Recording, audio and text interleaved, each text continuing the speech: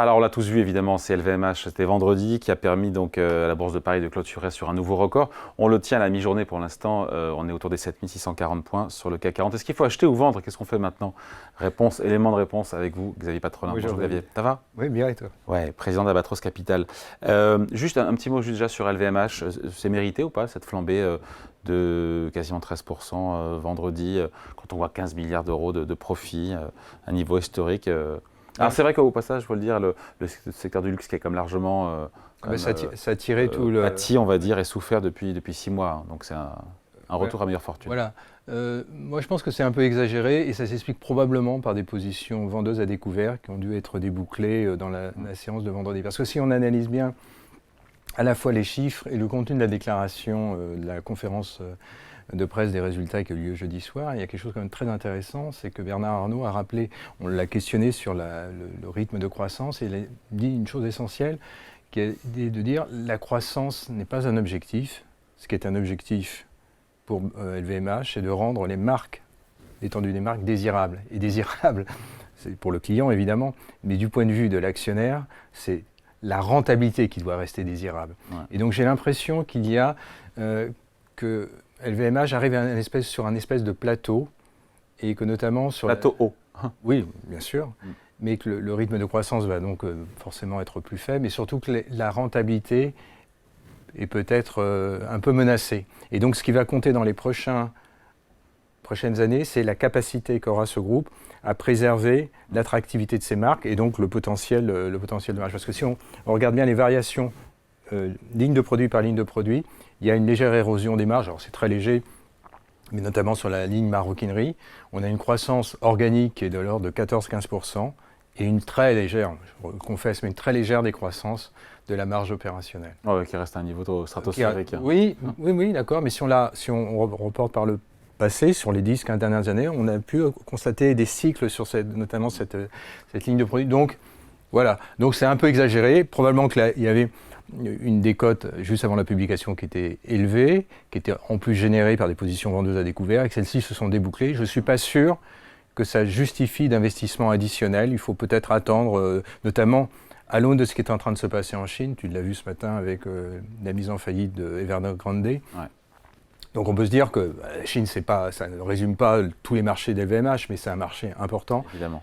Donc il faut rester prudent. C'est l'arbre ou pas qui cache la forêt, LVMH, parce que ça pèse excessivement lourd, je n'ai pas le chiffre, mais je ne sais pas, c'est 400 milliards sur cet ordre, c'est 600 milliards. Voilà, c'est la plus grosse capitalisation du CAC. Donc voilà, est-ce que par rapport au reste des publications, on est au début des publications, évidemment qu'on va attendre un petit peu, mais je veux dire, voilà, est-ce que... On ne peut pas dire grand-chose à ce stade des publications. Elles seront importantes parce qu'elles vont donner le rythme pour l'année qui vient.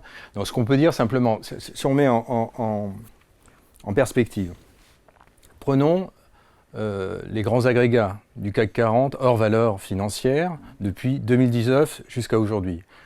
Le chiffre d'affaires a progressé de 50% sur les valeurs non financières. Les marges d'exploitation avant ou après amortissement ont progressé de 200 à 400 points de base. Donc, ce qui fait que le résultat d'exploitation du CAC 40 hors valeur financière a progressé globalement de 80 à 90%. Et la capitalisation entre 2019 a progressé d'à peine 40%. Ah. Donc, ça veut dire en instantané que le marché à aujourd'hui est moins cher en absolu par rapport à sa situation du 31 décembre 2019. Parce qu'on est dans une espèce de la fameuse boucle prix-profit.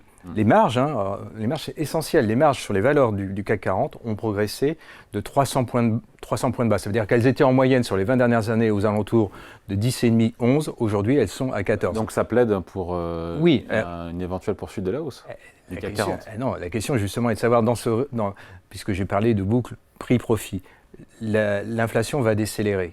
La véritable interrogation aussi bien de la Banque centrale et des... Voilà, c'est exactement. Est-ce que pour l'instant, toutes les indications qu'on a, c'est que notamment sur les secteurs industriels, on l'a vu d'ailleurs sur la publication des PMI Flash la semaine dernière, le commentaire du chef économiste consiste à dire la variation du prix des intrants sur le mois de janvier a été répercutée intégralement sur le secteur industriel, a été répercutée, et aussi un peu les services, a été répercutée sur les prix de production.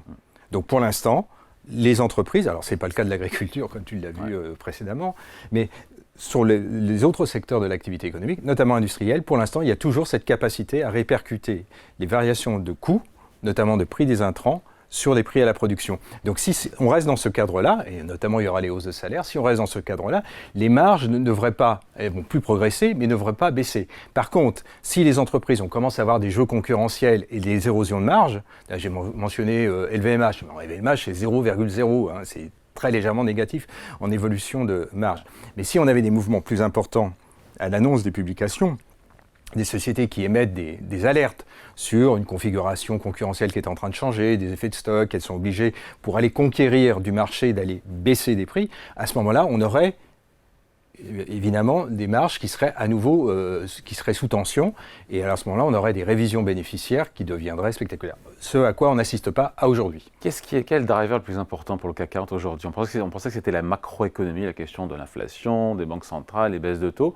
Où la microéconomie, on voit bien que c'est potentiellement la microéconomie qui peut faire qui peut pousser à la hausse ou à la baisse des titres en fonction des publications de résultats. Oui, mais la macro ne va pas être totalement neutre parce que notamment, on a eu sur fin 2022 et 2023 un cycle asynchrone entre l'industrie et la finance. C'était une résultante du Covid. Au fond, l'industrie a toujours été un peu en avance. Donc l'industrie était en récession et les services continuaient à progresser puis ensuite à décélérer. Là, on est en train d'assister, alors ça sera confirmé sur le premier semestre, on a peut-être, à l'échelle mondiale et en tout cas entre l'Europe et les États-Unis, un début de réappréciation du cycle industriel, c'est-à-dire reconstitution des stocks, des carnets de commandes qui commencent à légèrement s'améliorer, et donc de meilleures nouvelles du point de vue industriel. Donc si on a ça, on pourrait dire qu'on est globalement pas loin du point bas conjoncturel. La croissance sur 2024 restera faible, on va yoter entre stagnation et récession, mais on a des perspectives qui s'amélioreraient sur la deuxième partie de l'année, puis ensuite sur 2025. Donc là, ça, du point de vue macro, c'est intéressant. Par contre, là où tu as raison, c'est que le risque qui a dominé sur les 18 derniers mois, ça a été le risque inflationniste. Ce risque, il est quasiment, on va dire, sous contrôle. Je m'avance peut-être un peu, mais il est un peu sous contrôle. Donc ça veut dire que, du point de vue des banques centrales, on est sur un plateau et les marchés se projettent et on va attendre plutôt des baisses de taux court. La question va être de savoir de combien et à partir de quand. Oui. Est-ce que c'est 4 fois 25 ou 3 fois 25, si c'est en mars, en juin, en septembre? Même chose entre la Fed et la BCE. Donc ça, c'est plutôt la première bonne nouvelle. La deuxième bonne nouvelle, c'est probablement que sur les chiffres d'affaires, l'activité pourrait s'améliorer sur 2025. 2025, c'est peut-être encore un peu tôt, on a 2024 à écluser, mais on a une perspective. Par contre, le nouveau risque qui est apparu, si j'ose dire, c'est le risque géopolitique qui a pris le pas sur le risque macro. Et le risque géopolitique, ça va de la disruption de la route commerciale entre l'Asie et l'Europe par le canal de Suez, ça va de la situation dans la bande de Gaza qui peut, pour l'instant, qui reste contenue, mais qui pourrait s'étendre, pas uniquement dans la frontière proche d'Israël, mais peut-être aller jusqu'à l'Iran. La presse américaine se fait l'écho jour après jour d'une éventualité d'une intervention américaine plus déterminée sur des positions iraniennes. Bon, ça, ce ne sera pas une super bonne nouvelle pour le marché du pétrole.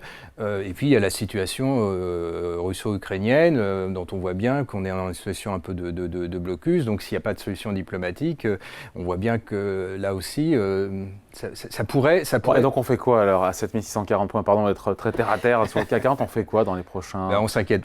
Mois ou trimestre. Pour l'instant, on ne s'inquiète pas. Les marchés sont globalement valorisés correctement. Par contre, il y a une discrimination peut-être à faire.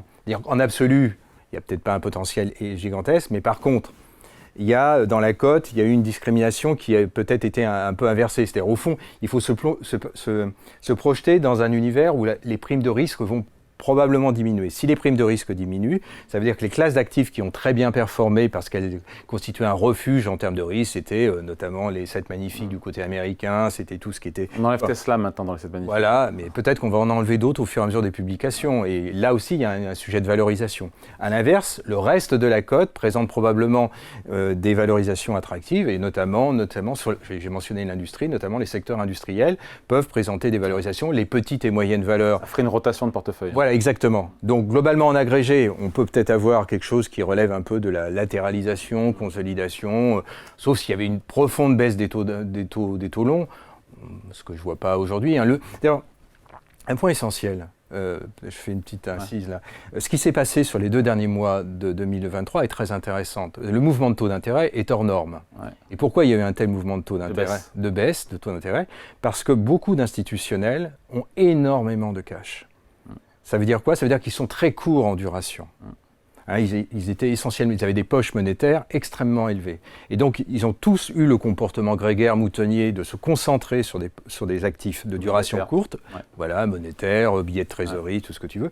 Et quand ils ont tous pris conscience de manière un peu grégaire collective que les banques centrales n'allaient plus monter les taux et que la prochaine étape allait être le reflux des taux d'intérêt, ils se sont tous précipités à la recherche de duration. La prochaine étape, c'est pas uniquement rechercher de la duration, c'est d'ailleurs des obligations 10 ans souveraines et américaines. C'est aller sur des actifs de duration plus longue que sont les marchés actions. Exactement. Et c'est au sein de la classe action aller. Et donc ça donne potentiellement de l'upside. Exactement. Et c'est comme ça qu'il faut raisonner. Donc, et pour cet upside, il faut peut-être aller fouiner sur. Enfin, il faut sans doute aller fouiner sur les valeurs qui ont contre-performé depuis 3, 4, 5 ans.